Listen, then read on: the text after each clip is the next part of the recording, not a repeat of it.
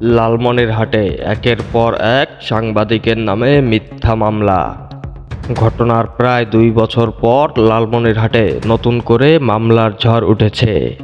Rail শ্রমিক দলের কার্যালয়ে হামলা, অগ্নিসংযোগ ও লুটপাটের অভিযোগে গতকাল শনিবার ১২ সেপ্টেম্বর লালমনিরহাট সদর থানায় মামলা দায়ের করা হয়। এই মামলায় অভিযুক্তদের তালিকায় রয়েছেন স্থানীয় ৩ ঠিকাদার এবং আজকের পত্রিকার জেলা প্রতিনিধি খুরশেদ আলম সাগর। এই বিষয়ে খোঁজ নিয়ে জানা গিয়েছে, অভিযোগ উঠেছে সাম্প্রতিক সময়ে দুটি সড়ক দখল ও দরপত্র প্রক্রিয়াকে ঘিরে দ্বন্দ্বের জেরে ঠিকাদার ও সাংবাদিককে পরিকল্পিতভাবে ফাঁসানো হয়েছে। এমনকি কোনো তদন্ত ছাড়াই পুলিশ মামলা রেকর্ড করেছে বলেও সমালোচনা হচ্ছে।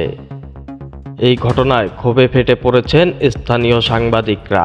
নিন্দা জানিয়েছে বিভিন্ন পেশাজীবী সংগঠন, জামায়াতে ইসলামী ও জাতীয় নাগরিক পার্টিও। আজকের পত্রিকায় প্রকাশিত খোরা সড়কে জনদুর্ভোগ এবং সড়ক সংস্কার কাজ দখল শিরোনাম সংবাদ প্রকাশের পর থেকেই মূলত বিরোধের সূত্রপাত। এই বিষয়ে সাংবাদিকদের পুলিশ জানায়, মামলার বাদী রেল শ্রমিক দলের এক সহ সম্পাদক। এজাহারে উল্লেখ করা হয়েছে ২০২৩ সালের ২৯ অক্টোবর দলীয় কার্যালয়ে ভাঙচুর, অগ্নিসংযোগ ও লুটপাট চালায় আসামিরা। অন্যদিকে স্থানীয় সরকার প্রকৌশল অধিদপ্তরের নথি বলছে, কালীগঞ্জ উপজেলার চন্দ্রপুর ও চলবলা ইউনিয়নে প্রায় ৯ কোটি টাকার দুটি সড়ক উন্নয়ন প্রকল্প অনুমোদন পায়।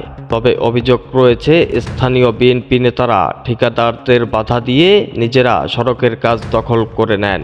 এ নিয়ে ঠিকাদারদের লিখিত অভিযোগের পর ইউএনও কাজ বন্ধের নির্দেশ দিলেও উত্তেজনা কমেনি।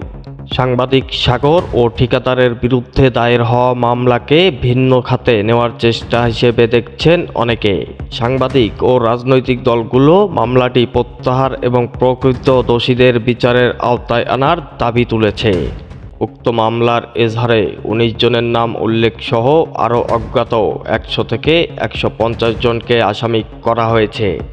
এদের মধ্যে জেলার ৩ ঠিকাদার ও আজকের লালমনিরহাট জেলা পত্রিকার লালমনিরহাট প্রতিনিধি খুরশেদ আলম সাগরের নাম রয়েছে। এই ঘটনাটি জানাজানি হওয়ার পর লালমনিরহাট জেলার সাংবাদিকরা ফুঁসে উঠেছেন এবং ক্ষোভ প্রকাশ করছেন। পাশাপাশি জামায়াতে ইসলামী ও জাতীয় নাগরিক পার্টি সহ বিভিন্ন সংগঠনও নিন্দা জানিয়েছে। তাদের দাবি, মামলাটি দ্রুত প্রত্যাহার করে দোষীদের বিরুদ্ধে ব্যবস্থা নিতে হবে। এআই রাজীব, খবর, লালমনিরহাট।